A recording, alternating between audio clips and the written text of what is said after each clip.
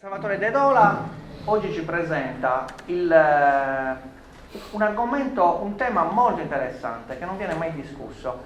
Praticamente il linguaggio dei ramai di Isili è un relitto del passato remoto di un gergo che veniva parlato da questi artigiani di Isili, che si è conservato nella memoria di chi ancora svolge questa attività nel paese di Isili. Sapete che a Isili c'è il museo del rame dove sono esposti tantissimi manufatti di questi artigiani e secondo i ragionamenti di Salvatore questi ramai hanno conservato una serie di termini e di frasi che esulano dalle lingue che poi sono arrivate in Sardegna, ad esempio il latino. Quindi sarebbe la testimonianza di una lingua arcaica che a Isili è riuscita a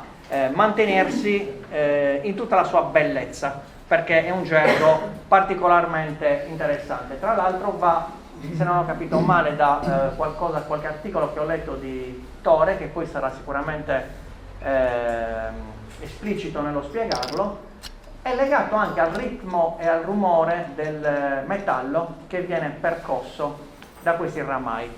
O sbaglio, Tore? No, l'ho visto in un documentario. Praticamente no, loro... Deve essere un'idea altrui quella. Ok, allora avremo modo anche di sviluppare questa idea. Praticamente loro, mentre battono a ritmo sul rame, cantano una sorta di filastrocca, sempre diversa, secondo che tipo di lavorazione stanno facendo. E mi ha ricordato, questo quindi arricchisce anche il confronto, mi ha ricordato una vicenda legata alla navigazione antica. Siccome in antichità non c'erano i GPS, non c'erano le carte nautiche e si viaggiava un pochettino, a vista, avevano delle tecniche di navigazione a remi per spostarsi in determinati punti, in cui cantavano delle filastrocche e remavano con quel ritmo e sapevano la distanza da percorrere in base alla filastrocca. Quando finivano queste filastrocche erano arrivati. Chi studia arte orientale studierà anche queste cose. Adesso io vi auguro una buona serata, farò qualche fotografia, dopo spiegniamo le luci per vedere meglio. Do la parola a Salvatore che, oltre a presentare il gergo dei ramai, dico giusto una parola, lui oggi avrebbe dovuto presentare questo libro. È il primo volume dell'Enciclopedia della Civiltà Sciardana, una opera che ha scritto, pubblicata dal Grafiche del Parteolla, Paolo, giusto? Quindi un editore di Dolianova, e in questo primo volume parla di musica e medicina, quindi in ogni volume ci sono sviluppate alcuni argomenti, alcune argomentazioni. Naturalmente stasera i due relatori che avrebbero dovuto presentarlo non erano disponibili, quindi la presentazione di questo la rimandiamo a l'anno nuovo appena arriva. Andrea, la prima data me la fissiamo. La prima data la fissiamo, quindi lo presenteremo in un'altra occasione, però possiamo comunque sfogliarlo qui tutti quanti insieme, potete anche acquistarlo. Se vuoi dire anche due parole su questo prima di iniziare sul gergo dei ramai. Buona serata a tutti, buona serata soprattutto a Salvatore. Me l'avrebbero presentata 2 o 3 specialisti, uno in medicina, sarebbe stata oggi, e 2 specialisti in musica antica della Sardegna, il professor De Plano, che è il più grande specialista mondiale di sugantu a tenore, e il suo collega è il professor Marchionni, specialista di organo, che ugualmente si è affiancato a De Plano per lo studio delle musiche antiche della Sardegna. Però non è stato possibile presentare il libro in questi giorni. Io oggi perciò ho ripiegato su un tema che sapevo che Montalbano voleva ascoltare dalla mia voce, un tema che ho portato alla mia grammatica, perché questo tema è inserito totalmente in questo libro qua. Questa è la grammatica storica della lingua sarda. Ed essendo una grammatica storica ho dovuto specificare bene alcune cose importantissime della storia della lingua sarda, per esempio la traduzione della Stele di Nora, che praticamente si può dire che è il primo documento della lingua sarda, e poi ho specificato bene la questione dei ramai, sulla quale ora mi soffermerò. E naturalmente nella grammatica ci sono tutti gli altri fenomeni della grammatica sarda spiegati in termini storici. I ramai. E sui ramai si è scritto molto, però come al solito gli studi sono di altro tipo. Sono studi che non sono mai riusciti a quagliare qualcosa di concreto, per il semplice fatto, sembra paradossale ma è così, scusa, ciao Antonio, per il semplice fatto che i ramai per primi sono stati coloro che hanno, intorbidato le acque dell'interpretazione delle loro gesta e della loro storia. Nel libro ho spiegato tutto. Proprio perché loro per primi hanno intorbidato le acque, la gente, gli studiosi non sono mai riusciti a capirne granché di questi poveri ramai. Non se n'è mai capito nulla in ogni senso. Per esempio, io parto dalle ultime considerazioni. In Sardegna, è proprio la gente che si vuol far male, no? In Sardegna vogliono insistere su una teoria che voi che ormai siete esperti di archeologia e qua c'è qualcuno veramente esperto, griderà allo scandalo. La teoria è questa, che i ramai sono arrivati in Sardegna al massimo 3 secoli fa. Prima non c'erano.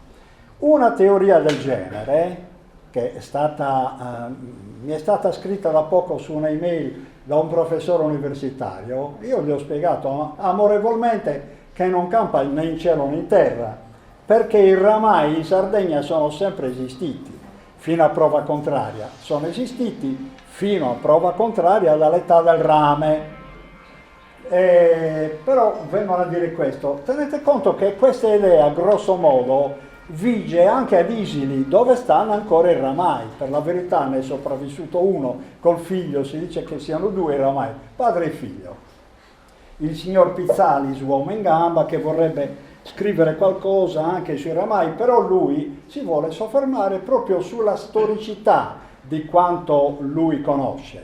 Per esempio sul fatto che i ramai hanno acquisito in Sardegna, hanno acquisito per ultimi la tecnologia della laminazione e della lucidazione con acidi. Prima non esisteva quello. Benissimo, l'hanno acquisita per ultimi, ma tutto questo deriva dal fatto che i ramai della Sardegna sono vissuti da quando ci sono su un'isola.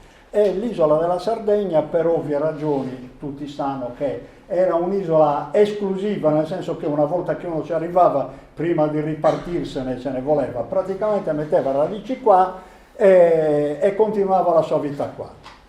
Perciò si possono ipotizzare varie ondate di ramai dall'inizio dell'età del rame, però che i ramai non siano in pratica connaturati con la Sardegna, qualcuno me lo deve spiegare. Se ci sono degli archeologi presenti mi devono spiegare da quando inizia l'età del rame e come si è sviluppata l'età del rame, con quale facce si è sviluppata in Sardegna l'età del rame e quali contributi l'età del rame ha dato al Mediterraneo, perché per esempio l'ultimo libro di Ugas, Giovanni Ugas, Sardana e Sardegna, parla abbondantemente di questi fenomeni e lui sostiene che gli Sardana in pratica imperarono nel Mediterraneo, la fecero da padroni per tantissime cose, già dall'inizio dell'età del rame. Per cui Sembra ovvio che a prescindere da qualche apporto tecnologico nella battitura del rame, nel trattamento del rame, bisogna considerare il ramai come qualcosa di connaturato alla Sardegna, perlomeno nel linguaggio, perché io sono linguista e tratto principalmente il linguaggio. E pertanto dicevo, tutti gli studiosi dei ramai, della lingua, del gergo ramaio, si sono soffermati su degli argomenti che a mio avviso hanno poco valore, poco spessore.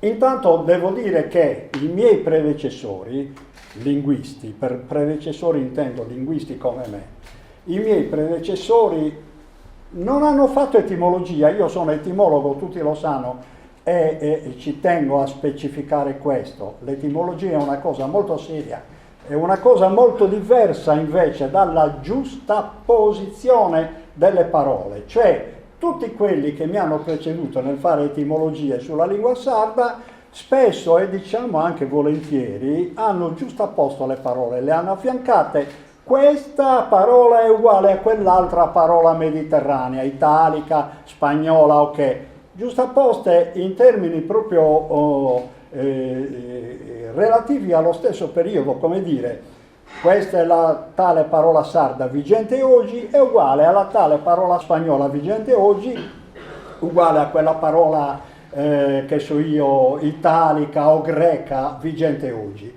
Giustapposizioni che non tengono conto neanche dello scorrere del tempo, della diacronia, ma tengono conto esclusivamente, almeno nei fatti, della sincronia, cioè della sincronicità degli avvenimenti, dei fenomeni, e non invece della loro storia appunto diacronica. Questo è il primo grande aspetto che io voglio e che ho messo in evidenza, voglio evidenziare e ho messo in evidenza nella mia grammatica. Poi loro, cercando come dire, in qualche modo di qualificare il gergo ramaio degli isilesi, sono andati a inventare la questione della parlata segreta, per esempio, sostenendo che moltissimi gruppi di ramai usano una parlata segreta. Una parlata segreta che, vabbè, io l'ho spiegato che cosa significa. È tutto il contrario. La lingua non è segreta di per sé, per sua natura, per cui anche questa questione del linguaggio segreto fa ridere. Comunque l'ho spiegato bene nella mia grammatica. Ecco, in ogni modo, vi chiedo altra acqua,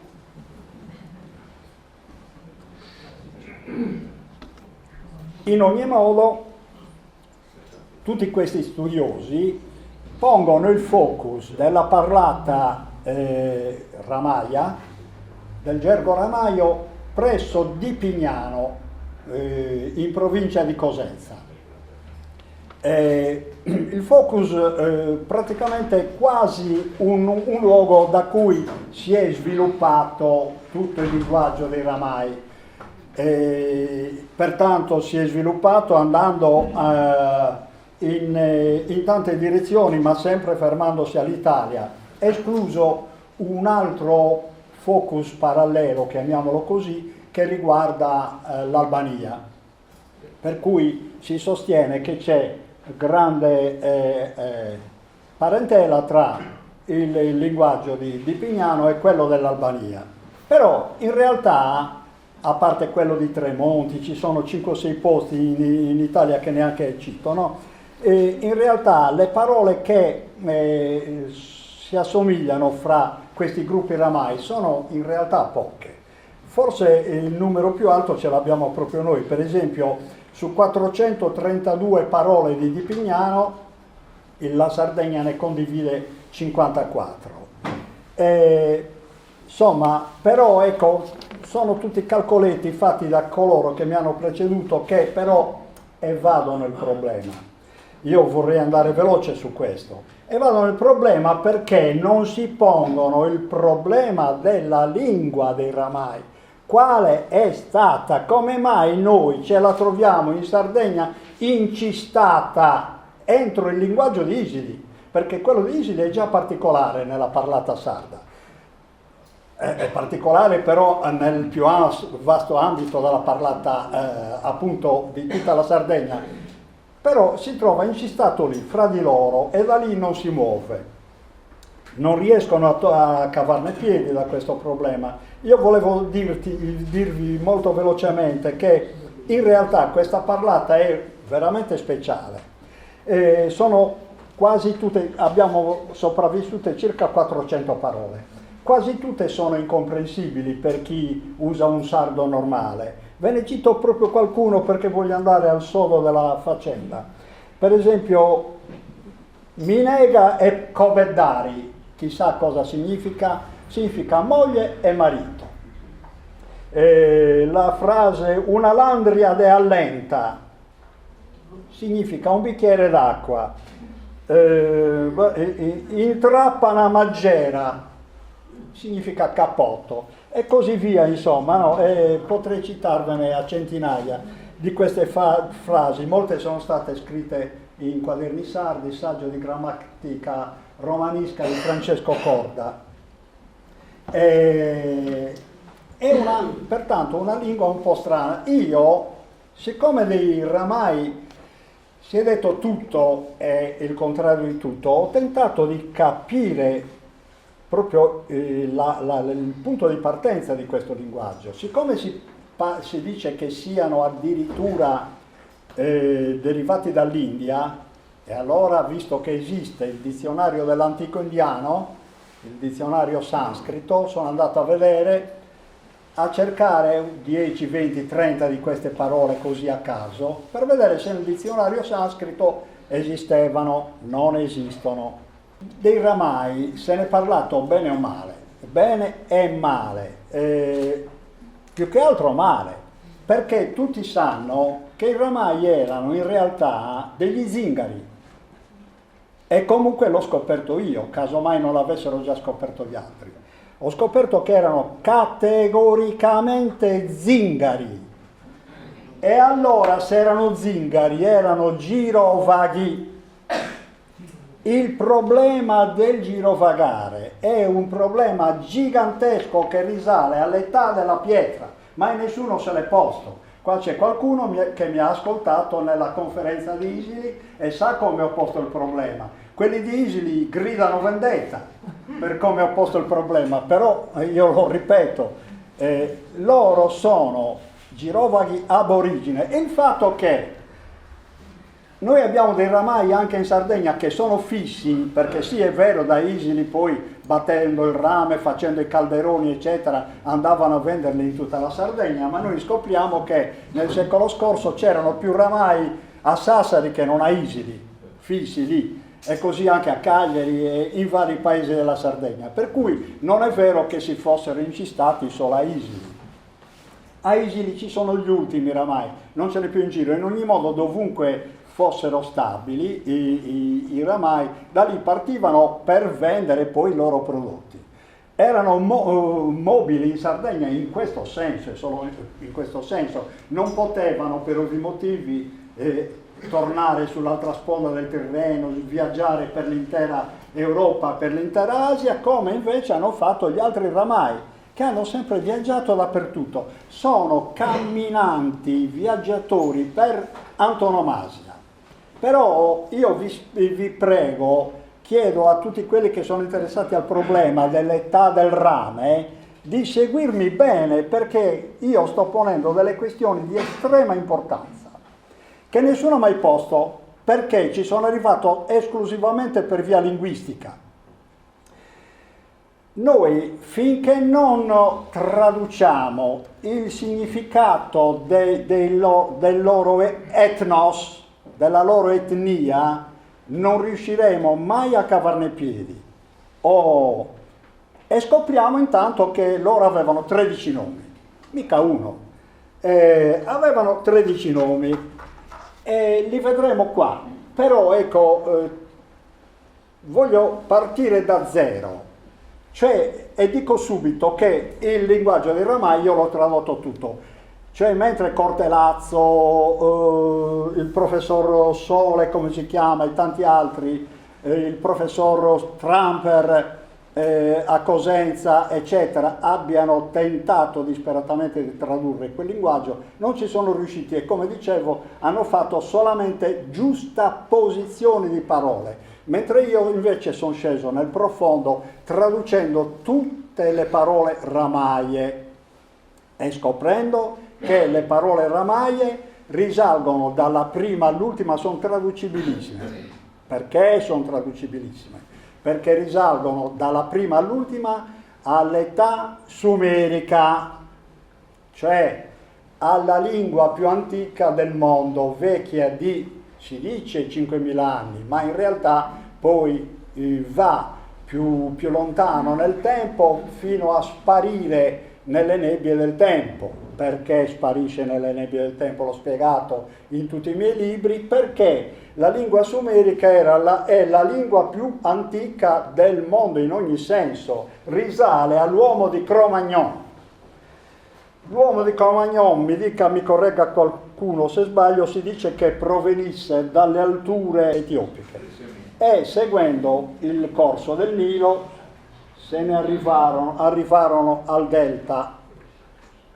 Così l'uomo di Cro-Magnon si fece vivo nel Mediterraneo, invadendo tutte le coste mediterranee, prendendole proprio a tenaglia. Prendendole a tenaglia e poi saltando i Dardanelli e Gibilterra e prendendo a tenaglia tutto il resto.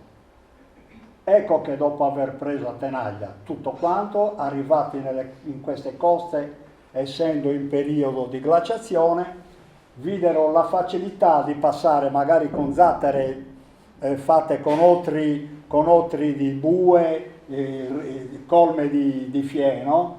Su queste zattere in periodo estivo riuscirono a passare nell'arcipelago toscano, arrivare in Corsica e poi in Sardegna. L'uomo Cro-Magnon arrivò in Sardegna in questo modo e parlava già la lingua sumerica, parlava già la lingua dei Ramai. Questo vorrei che fosse chiaro, perché tutte le parole ramaie sono parole sumeriche. Questo deve essere chiaro, perché altrimenti non si riesce ad andare avanti sulla questione. Tutte le parole ramaie sono in questa grammatica. Però io voglio andare invece alla questione etnica, che è molto più importante. Allora andiamo avanti. Questo per farvi vedere che la lingua sumerica è alla base di tutte le parlate mediterranee. Per esempio, prendiamo la parola nano in Sardegna, nano, uomo piccolo, basso. In italiano nano, in latino nanus, in greco nanos. In sumerico, siccome è tutto monosillabi il sumerico, abbiamo nanu, non uomo, come leggete, non uomo, facile capire il perché. Prendiamo la farfalla, un'altra parola mediterranea, guardate lì, fermiamoci qua, in ebraico par, abbiamo la R a posto della L. Chi conosce un pochino, almeno ha orecchiato un po' di egizio, sa che gli ebrei sono stati a contatto con gli egiziani continuamente e gli egiziani scambiavano la R con la L, per cui la parola è identica, quella italiana è identica a quella ebraica. In sassarese abbiamo barabattura, detto velocemente, cioè è la stessa parola ebraica con la B però, e viene dal sumerico. Barbar è un raddoppiamento sumerico, proprio per indicare il superlativo, la bellezza. Barbar, più tur, nel caso del sassarese. Barbartur significava piccola navetta, cioè per l'attitudine delle farfalle di posarsi qua e là. Piccola navetta, cioè piccolo shuttle. Ecco, entriamo subito in medias res. Il rame, guardate un po' la sua origine. Dal sumerico ramu, ra, solare, luminoso, mu, incantesimo. Significa, il rame significò in origine splendore incantevole.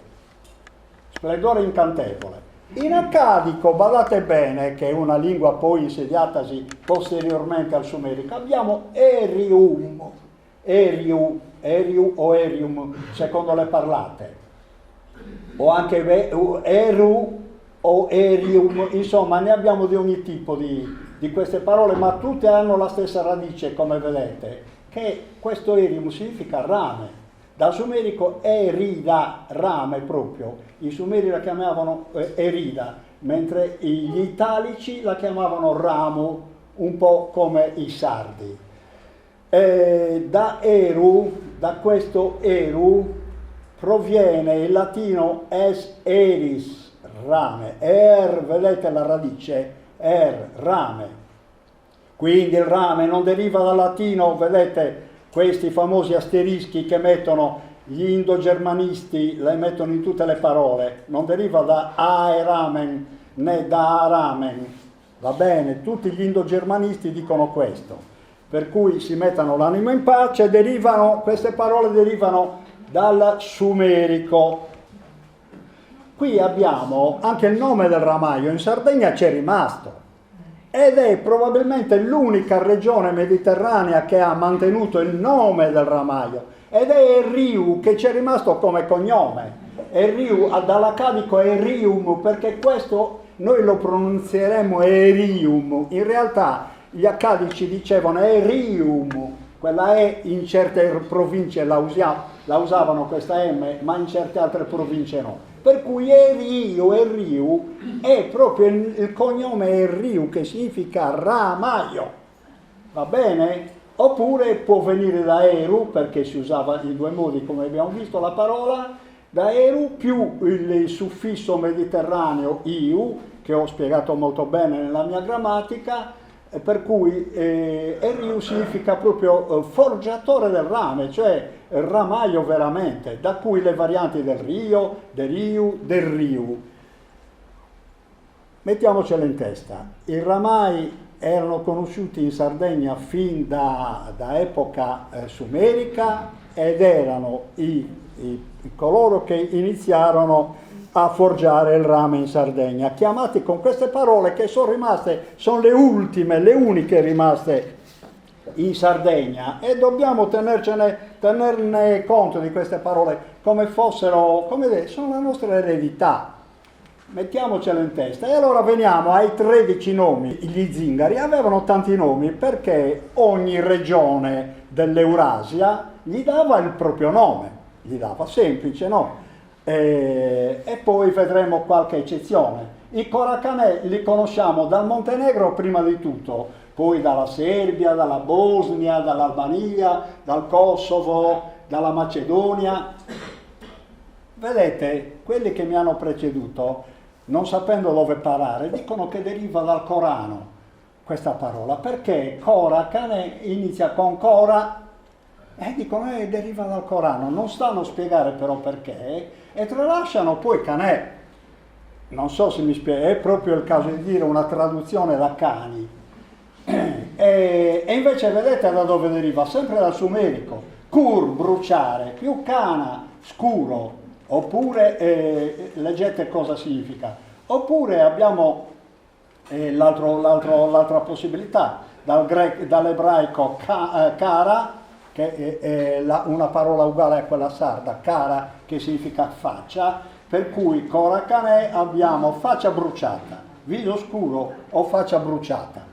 E la controprova ce l'abbiamo proprio a Cosenza.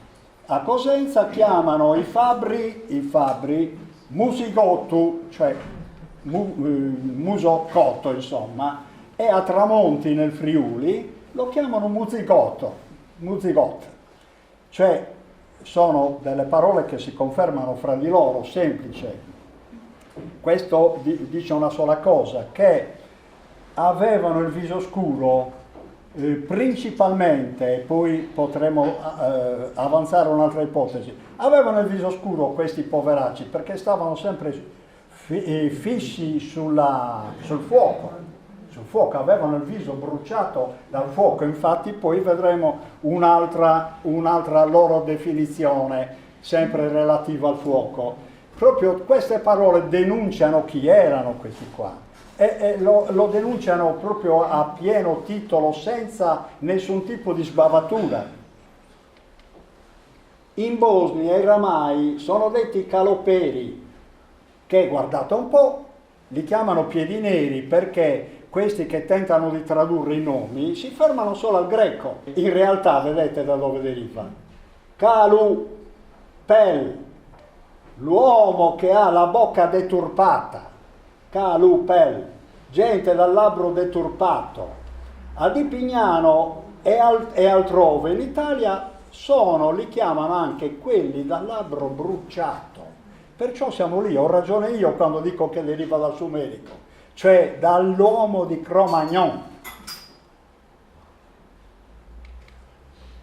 In altri posti li chiamano Lovara, specialmente in Ungheria, e tutti dicono che deriva da lo, cavallo, gli uomini che vanno a cavallo, che vendono cavalli, però si dimenticano di tradurre questo vara, traducono solo lo, cavallo.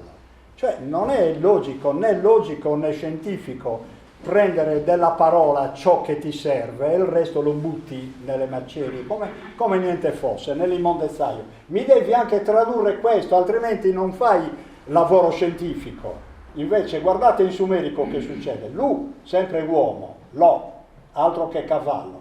Uomo, bar, strano, fuori regola, diciamo, outside in inglese. Lubar erano uomini strani, stranieri in questo senso. Questo bar significa proprio straniero, ed erano stranieri per la questione del nomadismo, e ci ritorniamo, cioè tutti i nomadi quando arrivavano in un territorio dove c'erano popolazioni stanziali venivano considerati per ovvie ragioni stranieri, anche perché erano senza terra, perché nell'alta antichità chi era stanziale, per ipso facto, il caso di dire, aveva la terra, se no, perché era stanziale. I Gagicane, ecco, questi sono cristiani, i serbi cristiano-ortodossi chiamano i loro ramai con questo nome Gagicane o Gagicane.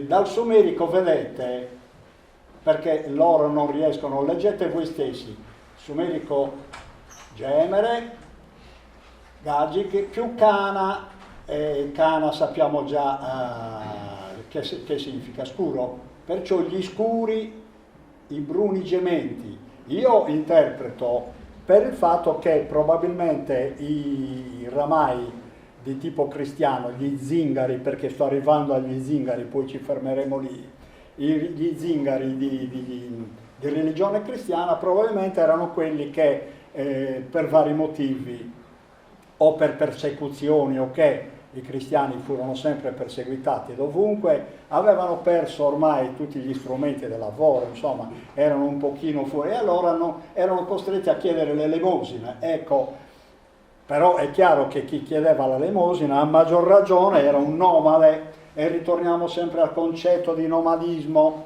che verificheremo sempre di più. In tutta Europa, vedete, e principalmente in Russia, ancora oggi i ramai vengono chiamati caldarari. Noi in Italia abbiamo la parola caldaia, dal latino caldaria, perciò di origine latina, recipiente di rame grande e tondo per cuocere. Però anche questo viene dal sumerico, guardate un po', hal, recipiente, vaso, più dara, rosso. Haldara significa recipiente rosso, cioè di rame. I caldarari erano coloro che costruivano recipienti di rame, e solo di rame, badate bene, solo di rame, e anche questo è di estrema importanza. Poi arriveremo agli altri metallurghi. Chi segue la questione dell'età del rame, del bronzo, eccetera, segua bene questi passaggi. Lautari, ecco, questo puoi far riempire, vedete un po', hanno tradotto sempre i miei predecessori come liutari, invece in realtà vedete dal sumerico la utar, che significa gente da impiccare e squartare. Perché? Perché erano sempre gente vagabonda e perciò quando entravano in territori altrui erano sempre visti come una mosca nell'occhio, cioè bisognava in qualche modo perseguitarli, respingerli, fargli del male. E qui siamo al solito fenomeno che abbiamo considerato già, la storia lo ha già considerato, ci sono i testi, le traduzioni, che riguardano gli ebrei e che riguardano i Kabili della Kabilia, ma riguardano anche i Kabilli della Sardegna, e ci arriveremo. Cioè, spero che tutti conoscano queste tre parole. Gli ebrei anticamente, prima del loro insediamento fisso a Canaan, si chiamavano Habiru, va bene? Habiru, da accadico Habilu o Habilu, criminale. Li chiamavano così i criminali nei testi ufficiali perché erano coloro che prendevano d'assalto le varie città della Cananea per impossessarsene. Erano i tempi di Giosuè, perciò tutto torna. Erano considerati criminali per antonomasia, nessuno se la prenda se gli ebrei anticamente, questa parola antica significhi questo. Nessuno se la deve prendere perché nessuno ce li ha, per carità, contro gli ebrei. E così sono anche i Kabilli sardi. I Kabilli sardi chi sono? Non so quanti barbaricini ci siano qua. Io ho letto anche un libro scritto da un serramannese sui Kabilli.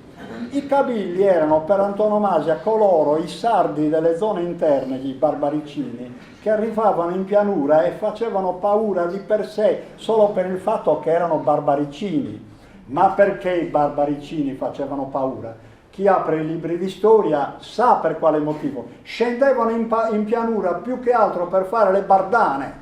Erano paurosi per questo. Le bardane talvolta mettevano a ferrefuoco un intero paese.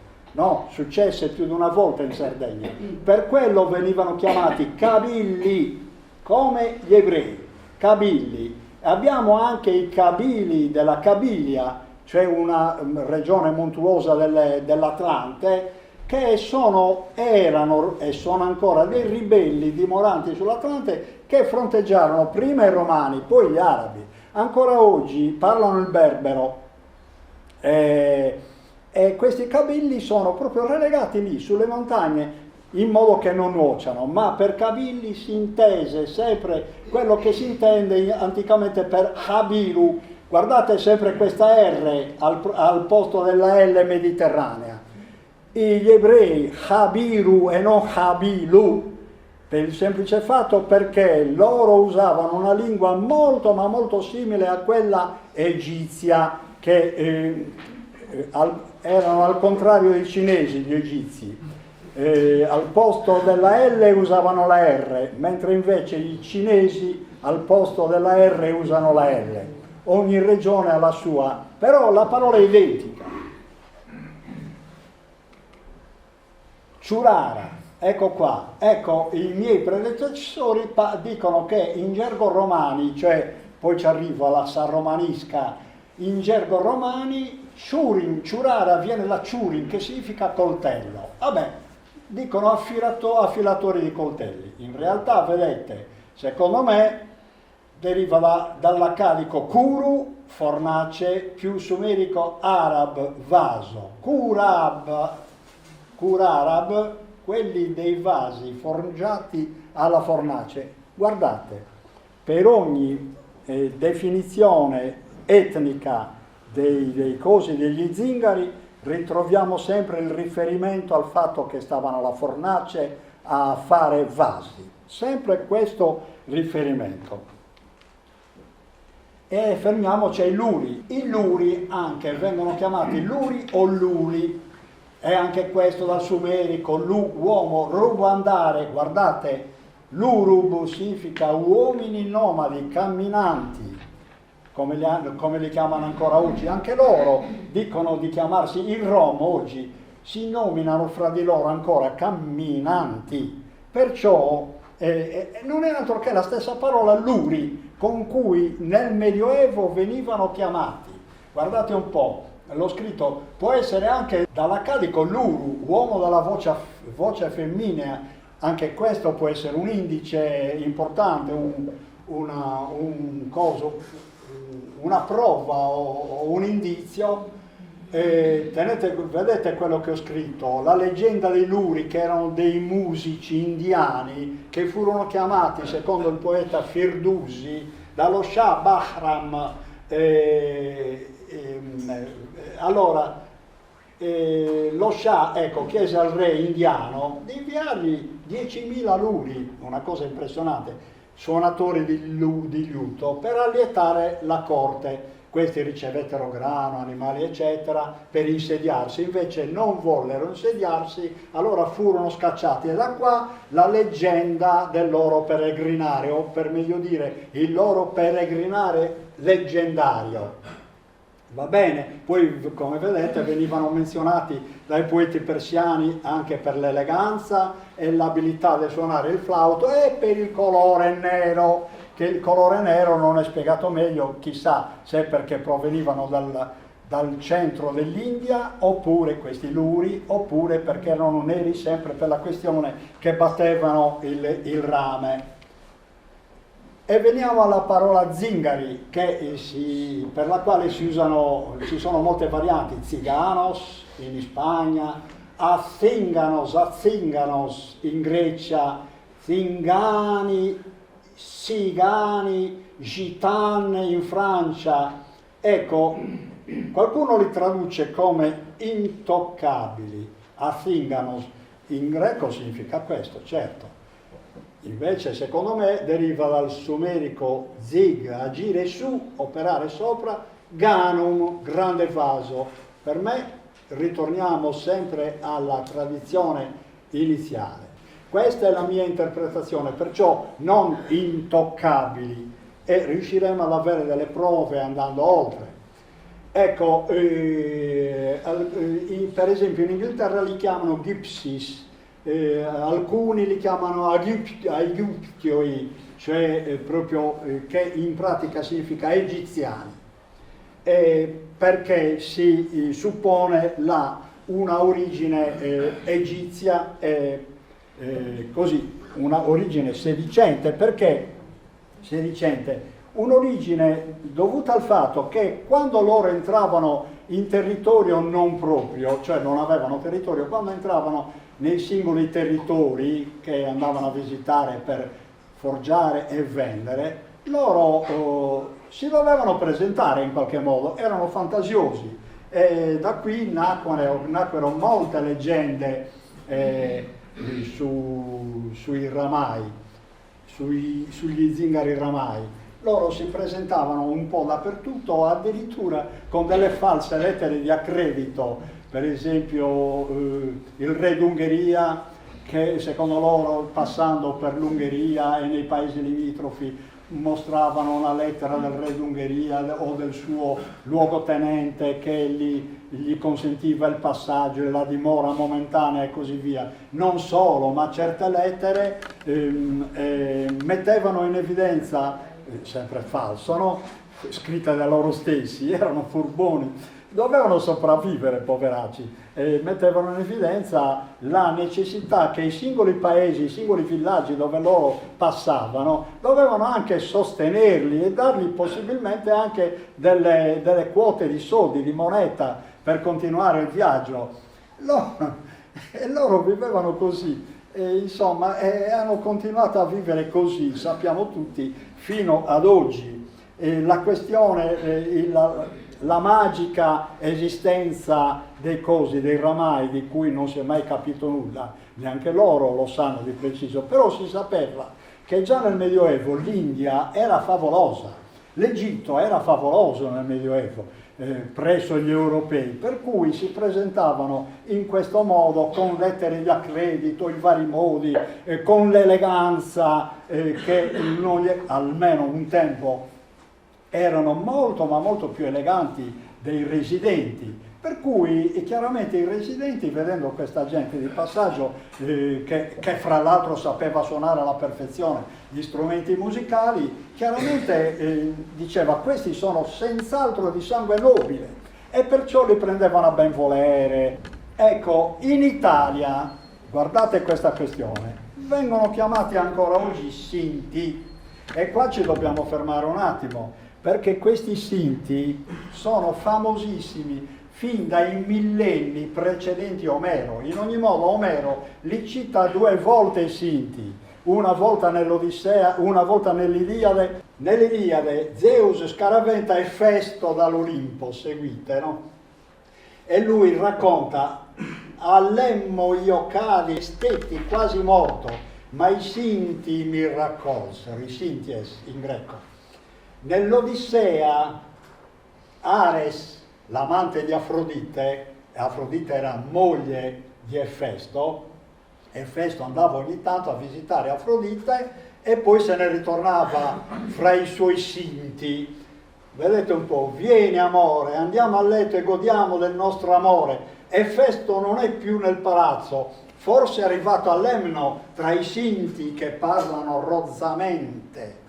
Questo rozzamente l'ho messo in grassetto per farvi capire che il linguaggio dei Ramai è sempre stato rozzo alla nostra vista, perché in realtà i Ramai del continente eurasiatici avevano un linguaggio approssimativo. Per esempio non usavano la sintassi dei luoghi, dove usavano le giustapposizioni di parole, che so io, soggetto e verbo, oppure il verbo è predicato e basta, non usavano altre. Perciò parlavano rozzamente già ai tempi di Omero, 1000 anni prima di Cristo, perché Omero, se è vissuto intorno al 1000 avanti Cristo, da parte di quando uscirono i suoi testi. Come vedete, questi Sinti sono sempre esistiti, e significa, secondo me, dal sumero, coloro che battono il metallo. Infatti, andiamo oltre, i Sinti di Efesto erano i ciclopi, badate bene la questione, erano gli stessi ciclopi, affiancavano infatti Efesto dentro il vulcano battendo il metallo. Allora, furono inizialmente sempre parlo dei ciclopi in questo caso, relegati nel Tartaro da Cronos, poi furono liberati da Zeus una volta che Zeus detronizzò Cronos. Allora io ho cercato di tradurre che cosa significa Kyclops, vedete, sempre dal sumerico, Q, perché questo è Q in greco, noi lo pronunziamo Q, però in realtà nell'alta antichità era U, Q-Klops, si pronunziava così. Dal sumerico Q, incidere, da cui in sumerico Kudim, argentiere, e perciò il Kudim è l'artefice dell'incisione. Pertanto ritorniamo a Kukulpu. Allora, Kukulpu significa, poi metatesizzato, Kuklupu significa chi si dedica a incidere e costruire. I ciclopi erano questi, erano coloro che aiutavano Efesto a incidere e a costruire. Infatti, come sapete, Efesto fu colui che costruì tutte le dimore degli dei sull'Olimpo, perché prima gli dei vivevano selvaggiamente all'aperto, per cui erano contemporaneamente incisori, argentieri e in più costruttori, i ciclopi. Questa è la mia interpretazione della parola ciclopi. I Sinti non erano altro che i ciclopi non erano altro che i Sinti. Questa è un'interpretazione rivoluzionaria, io mi rendo conto. Sto guardando lontano perché ci sono degli archeologi molto interessati alla questione qua stasera. Bene, io sto andando lontano, ora chi vuole seguirmi in questa interpretazione mi segua, però io li sfido, mai una parola di Omero che dica che i ciclopi avevano un occhio, va bene? Mai. Quando No signore, le rilegi che i compagni conficcarono il palo nell'unico occhio. Sì, no, non dice così, non dice così, è una frase molto sibillina, dice che gli ficcarono il palo nell'occhio, non nell'unico occhio, nell'occhio è successo quel che è successo, però non dice che avevano un solo occhio, non l'ha mai detto Omero, mai. Rileggetevi il passo, chi lo dice a casa se lo rilegga. I ciclopi erano battitori di metallo, punto e basta. Questa è la mia interpretazione. Cellini rappresenta E qui andiamo oltre, perché arriviamo ai Peleset, di cui parla tantissimo il professor Giovanni Ugas nel suo libro Sardana e Sardegna. Lui addirittura dice che i Peleset prendono il nome dal pilo. Il pilum in latino significa asta, lancia, significa asta, però è pazzesco, cioè lui dice evidentemente prima dei Peleset la lancia non veniva utilizzata, c'erano altre tecniche di guerra. Il professor Ugas, con tutto il rispetto che gli debbo, non sa quello che ha detto, quello che ha scritto.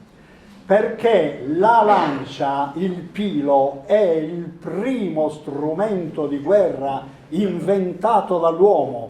Ci si arriva con estrema facilità, basta pensare a quello che succedeva ai tempi preistorici, quando l'uomo per combattere o per uccidere gli animali non faceva altro che spezzare un ramo fra degli alberi con rami dritti, chiaramente, e da lì si faceva la lancia. Fu il primo strumento, perché poi la freccia fu uno strumento tecnologico d'avanguardia per quei tempi, perché bisognò inventare la composizione dell'arco, le minugia che venivano legate alle estremità, la freccia, la cuspide della freccia. Invece il primo strumento, la punta gli si fece strofinandola per terra, sulla roccia, la punta del pilo.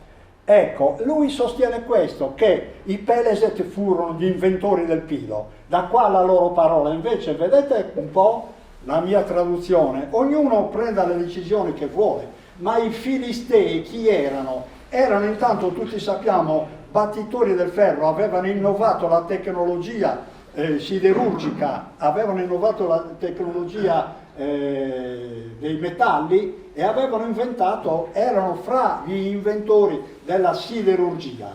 Vedete un po', dal sumerico pel, che poi in contrazione diventa pel, deturpare, e siamo sempre lì, dal sumerico, pil, da cui fil, in inglese defile, che anticamente non era file, ma era defil nell'antico inglese, per cui siamo sempre lì, alla radice di filisteo, anche in inglese. Il defile, come sapete, significa deturpare in inglese. Questo de è privativo e perciò rimane alla radice file. Deturpare, né più né meno come il sumerico. In Italia abbiamo questo turp, che probabilmente è un capovolgimento, una metatesi di purt, e siamo sempre lì, la stessa radice, prt. Non so se mi spiego, evidentemente questo prt ha origine egizia, sempre per quella R che vi dicevo, e siamo sempre al deturpare, come per gli inglesi, come per i filistei di biblica memoria. Questa è la mia interpretazione dei Peleset.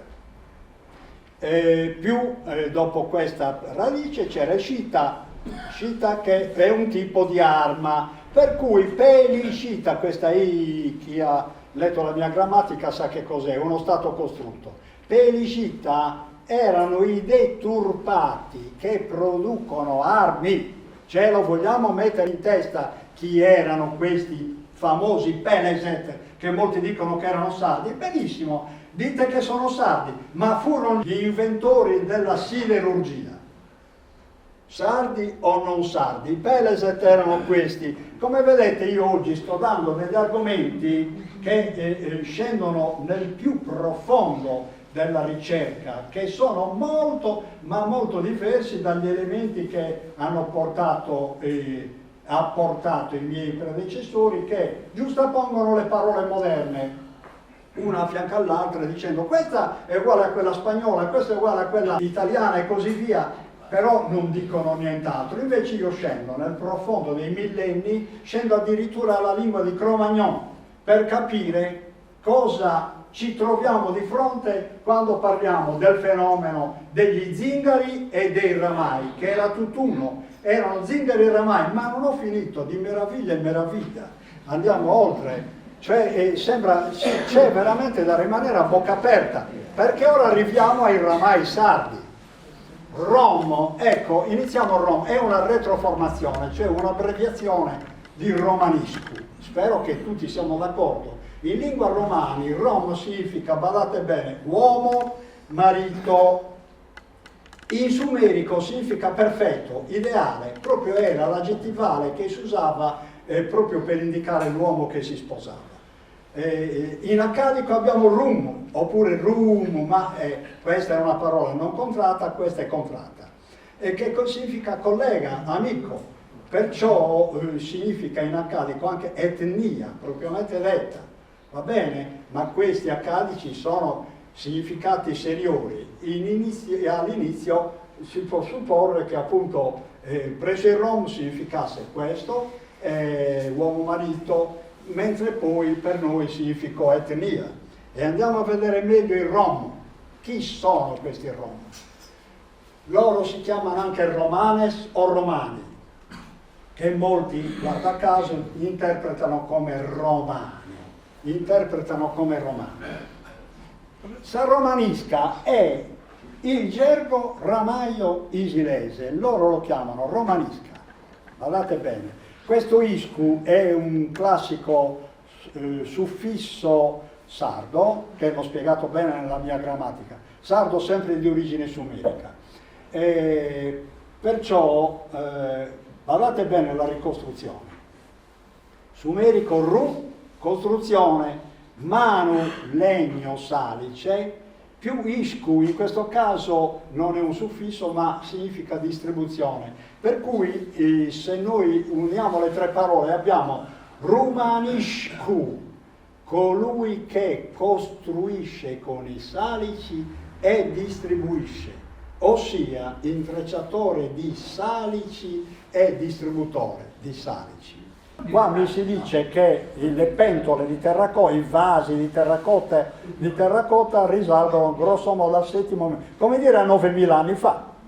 Ecco, però bisogna andare oltre, prima, cioè indietreggiare ancora. Prima l'uomo non cucinava perché non aveva le pentole, o perlomeno cucinava solamente con i famosi pili, cioè con una asta che staccava da un albero e infilava l'animale. Evidentemente aveva già inventato il fuoco e se lo arrostiva, viveva solo, a parte di radici, di erbe eccetera, viveva di arrosti e non di cotti. I cotti, i bolliti non ce li aveva ancora, no?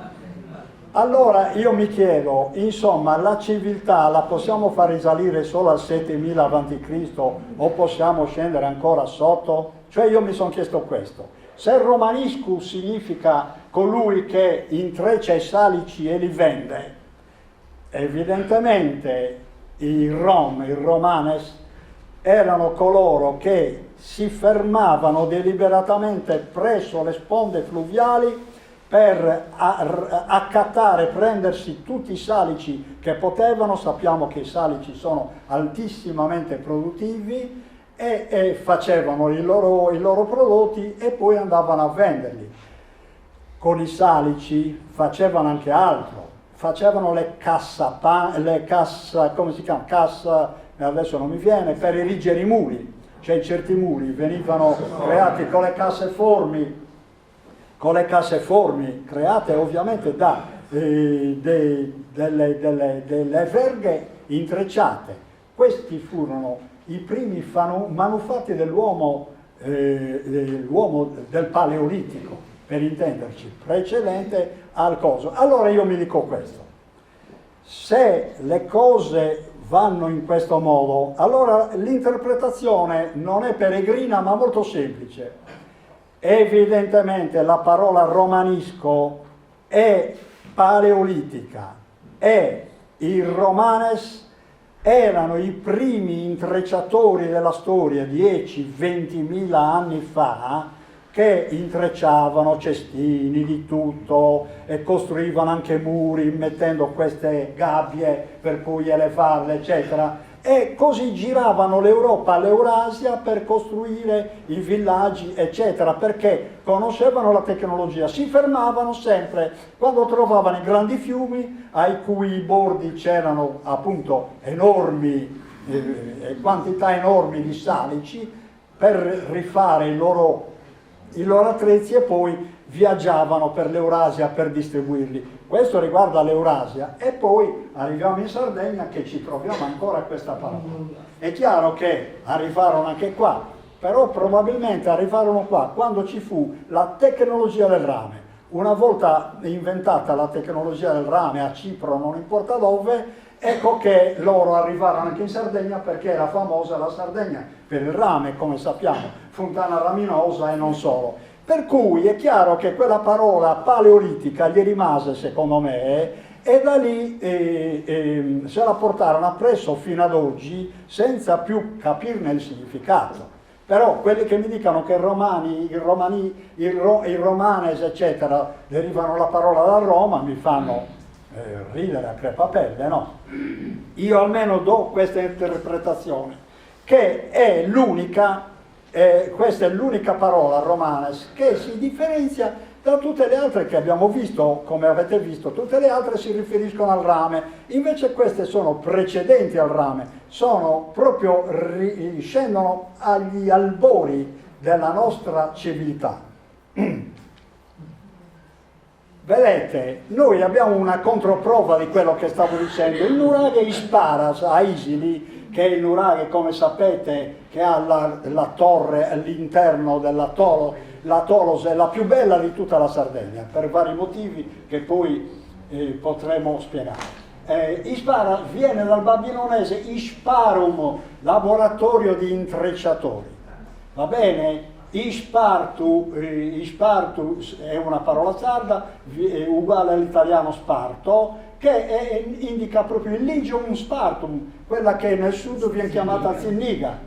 In babilonese Ispartu è un aggettivo plurale e significa che intreccia steli d'erba.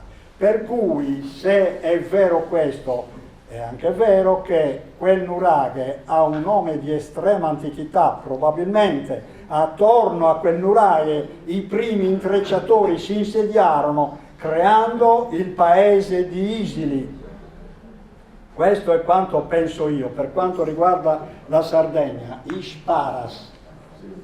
E io avrei terminato, non battete le mani, cioè siccome io ho detto cose clamorose, io spero di aver colpito qualcuno dei presenti, perché si può aprire non solo qua ma anche in futuro un dialogo su questa questione. Io tutti questi problemi li ho posti in questa grammatica, ecco perché dico che questa grammatica è di estrema importanza, oltre che essere una grammatica storica, per cui è chiaro che l'ho portata perché qualcuno potrebbe volerla acquisire. Bisogna dire una parola fine al problema dei ramai, intanto interpretando le loro 400 parole come io ho fatto, e poi appunto spiegando esattamente quale fu la loro origine, ma non mi si dica, e ho terminato, che i ramai arrivarono qua 3 secoli fa. Io ho terminato, grazie.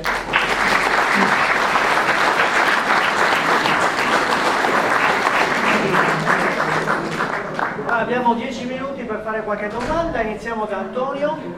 Si è rimasto con quello che ci ha detto stasera, oppure hai trovato cose nuove che possono chiarire ancora più la lettura? Ma sempre in rapporto ai ramai? Sì, il ramai.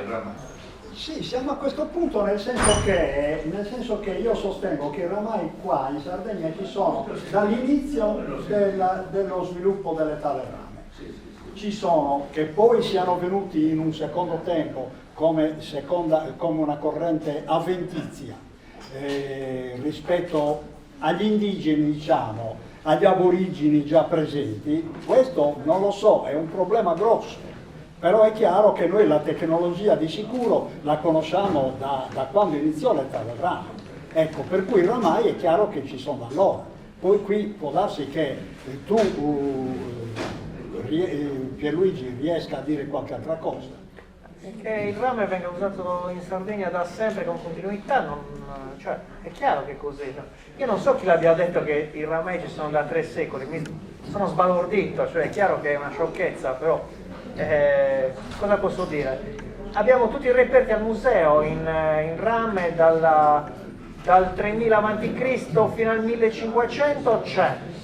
Oltre c'è il rame mescolato con lo stagno, quindi diventa bronzo, e il bronzo continua fino all'età romana, quindi per forza c'erano i lavoratori artigianali dei ramai. Ecco, ma chi l'ha detto che ci sono solo da 3 secoli? Io sono curiosissimo. Intanto c'è questo ramaio di Isili che insiste su questo.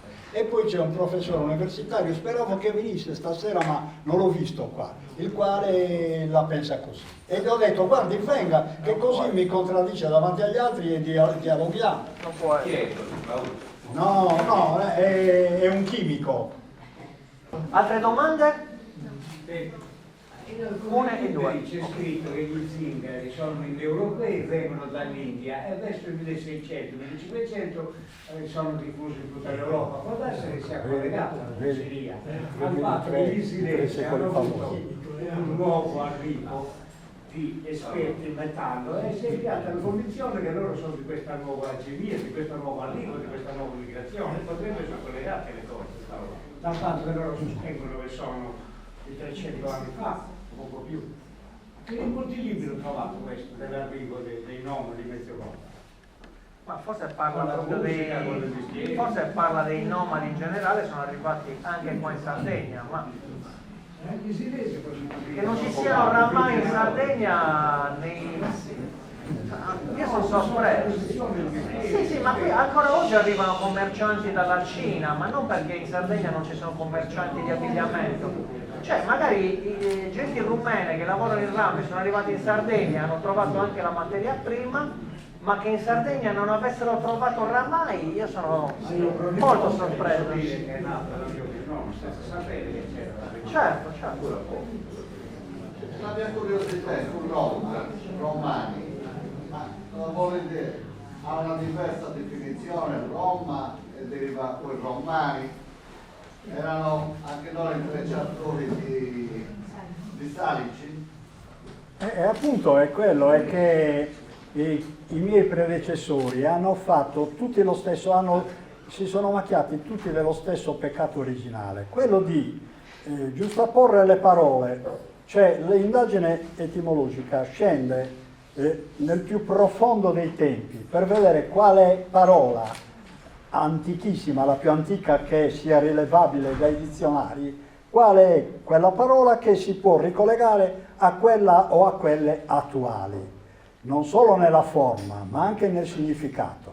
E invece tutti si fermano a una giusta posizione di parole, di fonemi, senza però spiegare nulla, perché non spiegano nulla. Addirittura quando ho parlato di Lovara o Lovara, cioè loro analizzano solo il lo, perché in una lingua europea c'è la parola lo che significa cavallo, e non spiegano il vara, cioè loro prendono ciò che gli serve e non dicono altro, cioè non fanno un'indagine scientifica. Per cercare le etimologie bisogna fare non come il capitano che guida una nave per gli oceani in superficie. Quello si collega con i vari popoli in superficie, sono popoli esistenti in questo momento, nello stesso momento, sincronicamente. Colui che fa etimologie è come il professor Picard che scendeva col battiscafo nella fossa delle Marianne. Bisogna fare la stratigrafia. Bisogna fare la stratigrafia, infatti io sostengo... È un lavoro diacronico, cioè altrimenti non ha senso, diventa... Capisci? E allora io solamente così mi rendo conto, agganciandomi all'antico, di quello che può significare una parola. È chiaro che la questione è già salta fuori per la terza volta il fatto che si ha notizia solo di 3 secoli fa, quella dei ramai, eccetera. Cioè questi sono concetti portati a galla da chi? Dagli studiosi del Medioevo, medievalisti, i quali non vogliono scendere agli strati inferiori perché a loro bastano questi testi attuali e lì si fermano. Ma così facendo ingannano il lettore, colui che vuole studiare all'università per primo e poi nei licei, lo ingannano perché gli dicono falsità, perché non legano strutturalmente tutto il fenomeno fino alle radici. Lo legano, come ho detto prima, solamente in termini proprio in parallelo, ma non strutturalmente in profondità. Io come etimologista sostengo che se non si va in profondità non capiremo mai le parlate di nessun tipo. Piero? La domanda è sulla dei danari. È esistita una scrittura pre-sumerica? C'è qualche traccia? No, chi è che ha detto sì? Ho sentito un sì. No, non esiste, per quanto ne so io, la prima scrittura è quella sumerica, sembrerebbe seguita a ruota da quella egizia, o comunque sia, sono parallele. Però gli uni si esprimono in un modo, gli uni con i cunei e gli altri invece con le figure. Bisogna cercare di... È una domanda che apre una finestra, aspetta. Bisogna vedere che cosa si intende per scrittura, Piero. Allora, scrittura come forma di letteratura è un conto, scrittura come tenuta dei conti è sempre scrittura commerciale, ma è un altro sistema. Prima Logan. Salvatore, però in cinese... No, chi è che ha citato Logan? Chi ha citato Logan? Piero. Ah, ma non è... L'ho letto da qualche parte. Ah, La scrittura organica è una delle più antiche esistenti. ecco. E però nessuno è riuscito mai a dimostrarlo. C'è un tipo che mi sta angariando su questo tema da anni e io gli ho risposto che vada a scrivere altrove i suoi testi, vada a tenere altrove le sue conferenze, perché se fosse vero che in Sardegna si è creato perché lui dice così, l'ogamico fu creato in Sardegna ed è vecchio, più vecchio del sumerico, lo dice, non mi ricordo come si chiama questo signore, Fabio Garuti. Ebbene, però non l'ha dimostrato.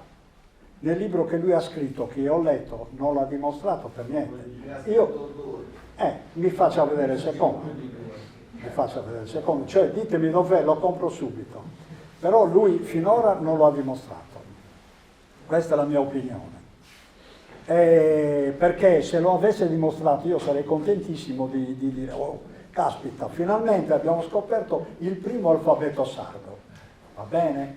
Però finora questo signore sta vendendo fumo perché da ciò che ho visto io anche in internet scritto da lui fa vedere certi segni così strani, non so se hai seguito questo. No, io proprio mi segni rifiuto strani. mentalmente di entrare negli argomenti di... No, non cioè, sono segni strani, sono linee che si... e lui addirittura gli dà un significato fonetico a queste linee. Dice che quei segni sono le iniziali alberi erbe dell'uomo. Senza tener conto che lui vuole dare colpi di mazza alla Sardegna, perché quando sostiene questo, io gliel'ho spiegato a lui, che tu stai dando colpi di mazza alla cultura sarda, la stai disintegrando, perché non è così che si fa cultura. Un alfabeto quando nacque per esprimere le parole intere, ma non con una sola lettera, con una serie di segni, oppure facendo come gli egizi che inventarono l'alfabeto, come tutti sanno, no? L'ho spiegato qua in una lezione. Gli egizi furono gli inventori dell'alfabeto e poi nell'usare l'alfabeto proprio foneticamente, nell'usarlo, mettevano a fianco i loro simboli. Quando parlo di uomo, se voglio intendere uomo dell'altro sesso, cioè donna, ci metto disegnata la donna. E così via. Se voglio mettere, se voglio indicare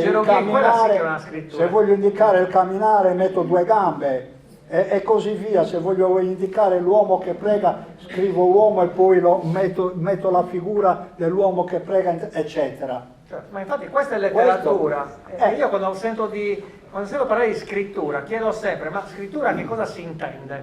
Perché scrittura... Cioè, ditemi voi se con un segno, io un segno che poi non è ripetuto, mentre nei testi egizi certi segni sono ripetuti anche 1 milione di volte, e così anche i segni dei Sumeri, questi segni dove sono ripetuti? Con quale frequenza? Ci vuole una frequenza, una statistica, bisogna fare uno studio serio. Questo lui non ha fatto.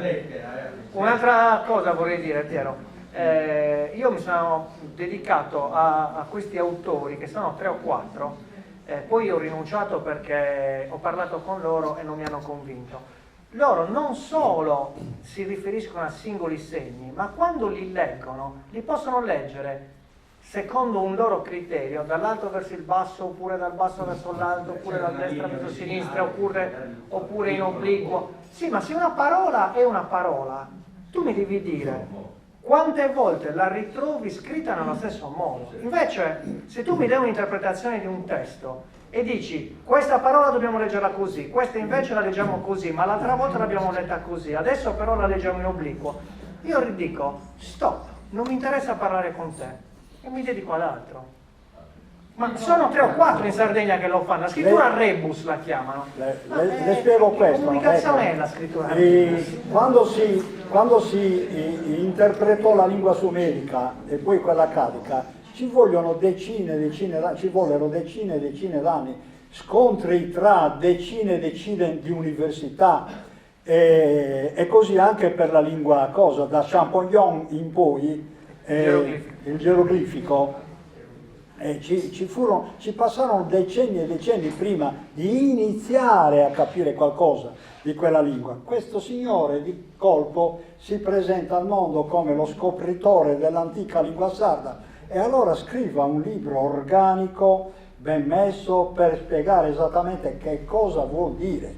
Perché quando mi dice che il tale segno che non è ripetuto in nessuna parte della Sardegna, c'è lì e basta. Significa che so io cavolo, però non me lo dimostra. Non c'è un segno, un segnetto che può equivalere a una sola lettera dell'alfabeto, che vuol dire cavolo, ma con quale criterio tu mi dici che quel segno significa cavolo se non hai nessun tipo di ragione? Cioè dietro, allora ad esempio, Salvatore, chiaramente il suo titolo di studio è linguista, glottologo, fa etimologia, ci mancherebbe. Però se tu prendi un suo libro, nelle prime 200 pagine c'è la metodologia di ricerca. E allora lo leggo, poi io dico ok, non è argomento per me, non lo capisco, ma le 200 pagine di metodologia scientifica le ho capite. Questi altri autori non hanno fatto questo, partono già come se noi sapessimo che metodo hanno usato. E allora dico, mi dispiace, non ti credo, non mi interessa leggere, non ci capisco niente, se non mi spieghi come stai lavorando, non mi dai supporto per leggerti. È un argomento difficilissimo questo, quindi devi spiegare come hai fatto ricerca.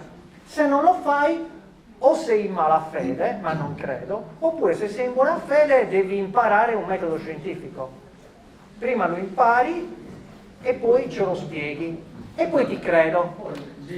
Io ho visto un altro che prendeva le barchette nuragiche e mi diceva, vedi qui c'è scritto toro con la... Sì, ma poi fai corsi di lingua sarda, nuragica. Io rimango sbalordita, c'è 50 persone che ci vanno. Io dico, ma ragazzi, ma di cosa stiamo parlando? Il professore dice anche che ha invitato diverse volte a una conferenza con studiosi riconosciuti, eccetera. Sì, e nessuno ci va mai. Nessuno ci Ma è normale, scusa. Non gli rispondono l'occhio. Ma è chiaro, ma come? Non può esserci. Certo.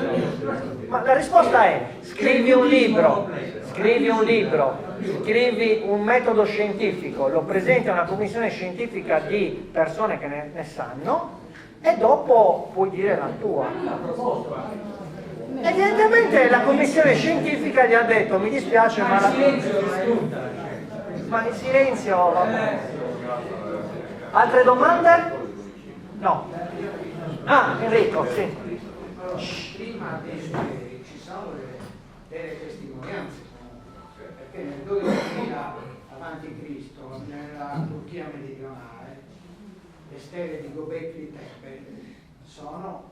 Ci sono dei segni, sì. ma molto importanti. Quello è il luvio, la lingua alluvia, che secondo me, vedi, io non ho parlato di scrittura, naturalmente io l'ho approfondito e faccio finta di non saperne, perché mi interessa non approfondire, perché mi occupo di altro. La lingua alluvia, che è quella di Göbekli Tepe, che era parlata dai natufiani, è ben conosciuta. Io ritengo che ci sia una lingua... Prima del... Parliamo di 12.000 anni fa. Quella lingua è testimoniata, è conosciuta, la parlavano nelle zone della Turchia e da quella probabilmente discendono le altre. Però io mi fermo lì perché ci vogliono esperti per parlare. Sì, sì, sì. Ma il luvio c'è, è conosciuto, era la lingua che poi parlavano gli Ittiti. Quindi quella è conosciuta. I sardi non parlavano. I sardi? Ma chi lo ha Sono i detto? caldesi. Ma chi l'ha detto che non parlavano? Va bene, ci vediamo fra 2 venerdì. Arrivederci.